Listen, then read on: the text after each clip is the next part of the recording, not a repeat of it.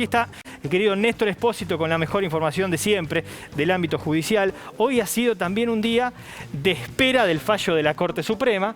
Mientras esperamos a ver cómo se despide la Corte, sí se pronunció el procurador interino con la idea que se podía presumir en algún punto. Néstor, buenas tardes. ¿Qué tal? Buenas tardes. Sí, lo que dijo el procurador Casal es que el decreto de necesidad y urgencia que interrumpió por 2 semanas las clases presenciales es inconstitucional. ¿Por qué? Porque avanza sobre la autonomía de la capital federal en materia educativa. Pero además el dictamen, que tiene medio centenar de páginas, y ahí lo estamos viendo, tiene ese párrafo en particular que es el que destaca, básicamente para entender de qué estamos hablando, destaca que no están dadas las condiciones desde el punto de vista tecnológico para que se pueda garantizar las clases de manera virtual mediante las plataformas, que no están dadas ni las computadoras, ni que todos los docentes tienen computadora en su casa, ni que no hay forma de garantizar que sin que los chicos vayan físicamente a la escuela, sin garantizar esa presencia, que se pueda reafirmar el derecho a la educación. Las dificultades derivadas, especialmente de la falta de medios tecnológicos, justamente lo que está diciendo, disponibles para docentes y alumnos, se ve acentuada en el caso de educadores y alumnos de escuelas de gestión estatal. Exacto. Era un punto a tener en cuenta cuando se debatía la presencialidad, ¿verdad? Es decir, ¿qué es lo que sucede con la falta de presencialidad? Que hay muchos, hay tantos jóvenes, tantos niños en la Argentina que no acceden a las clases, no es que no acceden a las clases virtuales, ya no pueden acceder a las clases.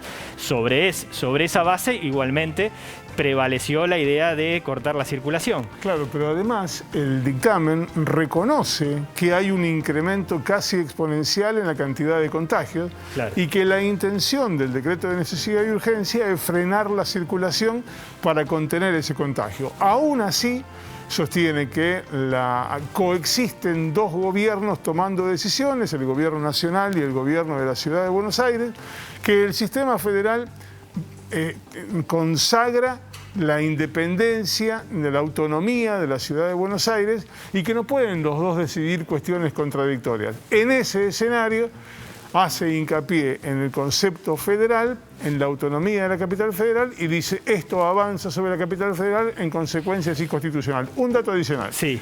El dictamen no es vinculante. Ajá, está bien.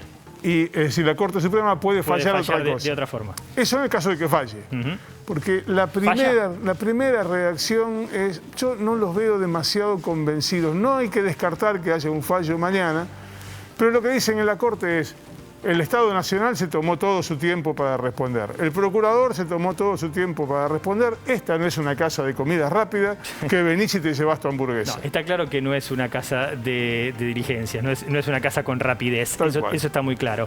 Entendiendo las circunstancias, no se puede apurar el fallo. Estamos hablando de algo que ha tenido en vilo a buena parte de la sociedad. Estamos hablando siempre del AMBA, ¿no? ¿Te parece que esto tenga injerencia en todo el país y es una visión o es algo que sucede en el AMBA? Pero aún así, las idas y vueltas han generado tanta confusión que podría generarse una excepción en la Corte. Sí, claro que podría generarse una excepción en la Corte y podría perfectamente fallar mañana. El dictamen no es muy largo, tiene 50 páginas, se lee en un rato.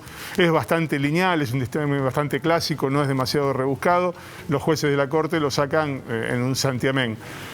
Lo que hay que entender es que mañana es el último día de vigencia del DNU que está cuestionado en ese dictamen. De manera tal que aun cuando resolvieran mañana, el tiempo para atrás no se puede volver.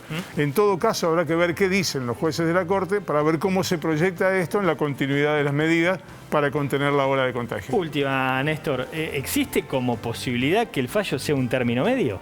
¿Que sea un fallo que no conforme a nadie? Existe como mucha posibilidad porque la Corte suele hacer eso, suele dictar un mix en que le da una parte de la razón a uno de los que intervienen y otra parte de la razón al otro.